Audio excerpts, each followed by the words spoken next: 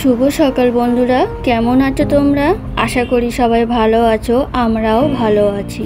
আমি রিঙ্কু আবার চলে এলাম তোমাদের সামনে নতুন একটা ভিডিও নিয়ে। নতুন একটা দিন, নতুন একটা সকাল। চলো, এই যে দেখো সকাল এখন 7:30 মতন বাজে। সকালবেলা উঠেই আগে ভেবেছি যে ফুলগুলো আগে তুলবো। ওই যে না তো রোদ্দুর হলেই ফুলগুলো আমড়িয়ে যাবে, তার জন্য এটা হলো আমার ফার্স্ট সকালবেলার কাজ। ফুলগুলো দেখো সব কুড়িয়েও নিয়েছি, কিন্তু সব ফুল না নিতে পারিনি, কেন প্রচুর ফুল পড়ে, তার জন্য এই ফুলগুলো নিলাম, নিয়ে তোমাদের একবার দেখিয়ে দিলাম। তারপরে এই যে আমাদের নিত্য ঘরের কাজ, এগুলো তো আমাদের করতেই হবে।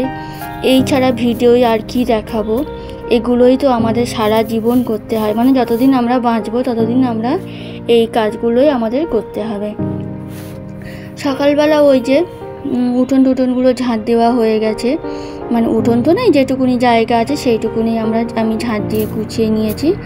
আর তারপরে চলে এলাম বিছানা তুলতে। বিছানাটা এখন ঝেড়ে তুলে নেব। আর আজকে না প্রচুর কাজ আমার, যেমন দেখো এই যে খাটগুলো এই কদিন আগে মুছলাম, এত ধুলো পড়ে গেছে বন্ধুরা কি বলবো। পুজোর আগেই তো দেখলে পুরো ঘর বাড়ি সব পরিষ্কার করে নিয়েছিলাম, কিন্তু আমি বুঝতে পারি না বন্ধুরা, শুধু আমার কি এরকম হয়, এত ধুলো, মানে আমি পরিষ্কার করে করে উঠতে পারি না। আর তার মধ্যে খাটটা হলো ব্ল্যাক রঙের, মানে এত একটু ধুলো পড়লেই মানে সাদা হয়ে মানে থাকে, আর দেখতেও খারাপ লাগে। আর তার মধ্যে কদিন ধরে দেখছি খাটের তলাটাই ওরকম খুব নোংরা পড়েছে।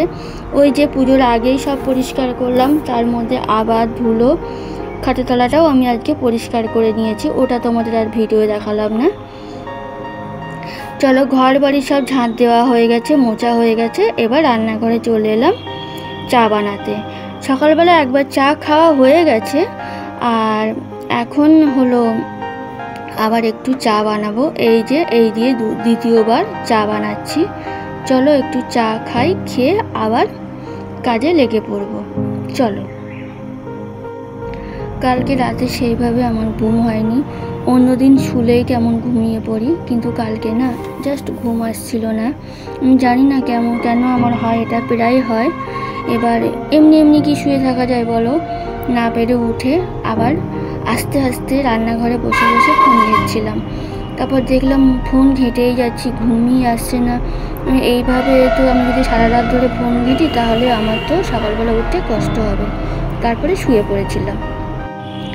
তারপরে চলে এলাম, দেখো অনেকক্ষণ পরে এলাম এই যে সকালের খাওয়া দাওয়া নিয়ে। সকালবেলা একটু ডিমের অমলেট করছি।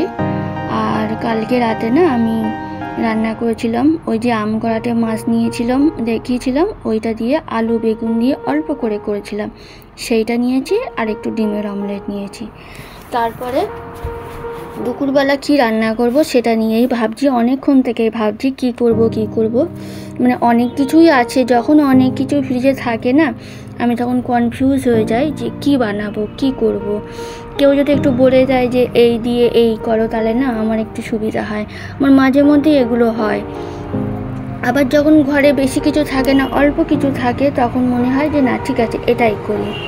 কিন্তু আজকে ঠিক করলাম ছেলের পছন্দের রান্না, মাছের মাথা দিয়ে মুড়ো ঘন্ট করব। আর তার জন্য ফ্রিজ থেকে মাছটা বের করে জল দিয়েও রেখে দিয়েছি। আর এইদিকে ডালটা ভেজে ধুয়ে, অনেকবারই ধুয়েছি, তোমাদের সঙ্গে জাস্ট একবার দেখালাম, দেখিয়ে ওই যে কাঁচা লঙ্কা দিয়ে সিদ্ধ বসিয়ে দিয়েছি। আর এইদিকে দেখো ভাতটা ফুটে গেছে, অফ করে দিয়েছি। তারপরে এইদিকে সব ডালটা বসিয়ে ভাতটা অফ করে দিয়ে চলে এলাম ঘরের দিকে। ঘরের কাজটা আগেই তো ঝাঁট দেওয়া আছে, আর এখন ভাবলাম যে ঘর বাড়িগুলো মুছে কমপ্লিট করে নিই, তাহলে কি বলো তো আমার সুবিধা হবে। মানে এইদিকে ঘর বাড়িগুলো মোছা থাকলে আমি রান্নাটা সুন্দরভাবে করতে পারবো। এই দেখো বন্ধুরা, তেলে আমি গোটা জিরে, শুকনো লঙ্কা, তেজপাতা, অল্প পেঁয়াজ, অল্প টমেটো, একটু আদা রসুন দিয়েছি, দিয়ে মশলাটা ভালো করে কষিয়ে নেব। আর এর মধ্যে যে ভাজা মাছটা দেব, দিয়ে ভালো করে একটু কষিয়ে নেব, নিয়ে তারপরে না সিদ্ধ ডালটা দিয়ে দেব। এই যে এখানে সিদ্ধ ডালটা দিয়ে দিয়েছি। আর এর মধ্যে বলো আমি এখনও জিরের গুঁড়ো দিইনি, জিরের গুঁড়োটা আমি পরে দেব। এটা আমি সিম্পলভাবে করছি। এই যে ডালটা দিয়ে দিলাম, আর একটু হালকা করে জল দেব, দিয়ে তারপরে জিরের গুঁড়ো দেব আর একটু লবণ হলুদ দেব, দিয়ে আর নামানোর আগে জাস্ট একটু গরম মশলা দেব। চলো তাহলে ডাল হয়ে যাবে।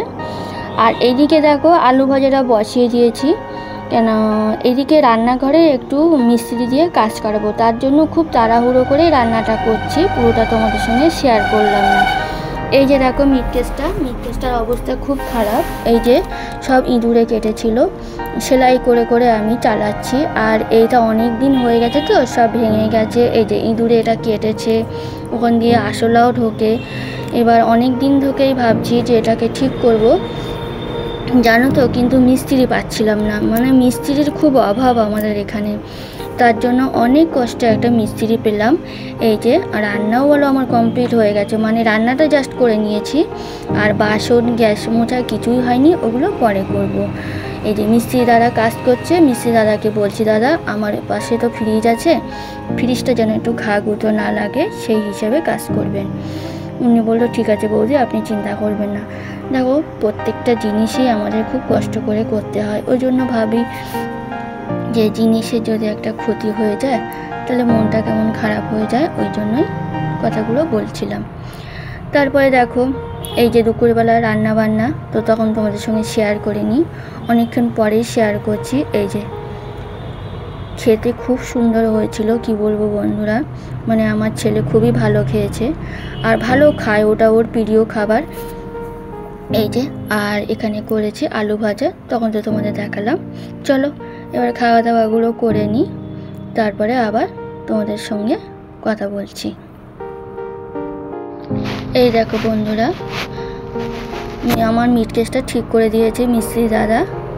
এই যে জাস্ট কাজ কমপ্লিট হলো, ওনাকে টাকা পয়সা দিয়ে মিটিয়ে দিলাম, উনি চলেও গেছে।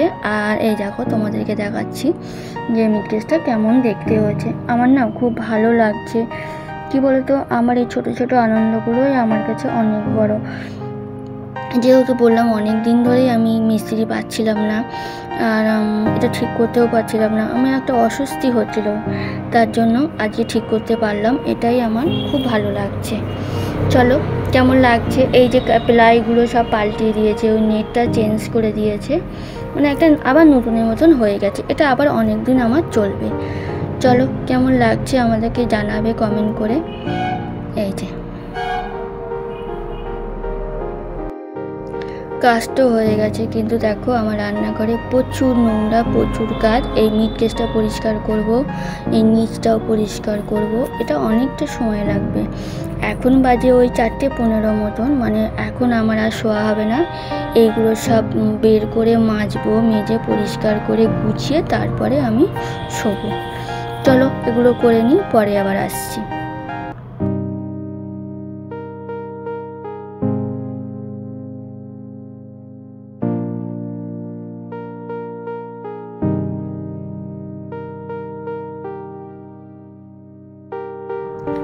পুরো সব পরিষ্কার পরিচ্ছন্ন করে নিয়েছি, ওই যে কাপ প্লেটগুলো ছিল সেগুলোও সব মেজে ঘষে গুছিয়ে নিয়েছি, নিয়ে গামলার মধ্যে উবড়ু করে দিয়েছি। আর ওখানে ওই কটা খাবার বাসন ছিল, কড়াটা ছিল, ওগুলোও মেজে সব উবড়ু করে রেখে দিয়েছি। এখন বাজে সন্ধে প্রায় ওই 5:30 মতন বাজতে চায়, তার মধ্যে আমার এই কাজগুলো সব হয়ে গেছে। আর এখন আর আমার কোনো কাজ নেই বন্ধুরা। চলো তোমাদের একটু ফাইনাল লুকটা দেখিয়ে নিলাম যে কেমন দেখতে লাগছে। শুভ সন্ধ্যা বন্ধুরা, এখন আমি রেডি হয়েছি, আমার একটু বাজারে যাওয়ার দরকার আছে এমার্জেন্সি, কিন্তু এটা তোমাদের সঙ্গে শেয়ার করব না, শুধু জাস্ট যাচ্ছি, এটাই তোমাদের একটু দেখিয়ে দিলাম। চলো ফিরে এসে আবার কথা হবে। এদিকে আসার সময় অনেক মানে চপের দোকান তো দেখতে পাই, আজকে ইচ্ছে হলো যে একটু চপ নেব। যাবার সময় সুনুকে জিজ্ঞাসা করেছিলাম যে তুই কি চপ খাবি, ও বলল না, কিন্তু আজকে আমার ইচ্ছে করছে, আমার নিজের ইচ্ছাটাকে আমি একটু প্রকাশ করলাম। নিজেকে ভালো রাখার দায়িত্ব নিজেকে। অতএব আমি যদি ভালো থাকি তবে আমি সবাইকে ভালো রাখতে পারবো। তার জন্য ওই যে আমার ইচ্ছা হচ্ছে আমি আজকে একটু চপ খাবো, তাই জন্য চপ নিয়ে এলাম। কিন্তু খাবো আমি একা না, সবাইকে দিয়েই খাবো। কিন্তু ওই যে শুনু বললো খাবো না, তবুও আমার জন্য আমি নিয়ে এলাম। চলো, আমি ভালো থাকলে সবাইকে ভালো রাখতে পারবো বন্ধুরা। এটা হয়তো আমার ক্ষেত্রে না, সবার ক্ষেত্রেই হয়, তাই জন্য নিয়ে এলাম। চলো খাওয়া দাওয়া করি। জানি না ভিডিওটা কেমন লাগলো তোমাদের, কমেন্ট করে জানিও। আর যদি ভালো লাগে তাহলে লাইক শেয়ার কমেন্ট করো, আর আমার চ্যানেলটাকে সাবস্ক্রাইব করে দিও। ফিরে আসছি অন্য কোনো ভিডিও নিয়ে। সবাই ভালো থেকো, সাবধানে থেকো, সুস্থ থেকো। টাটা।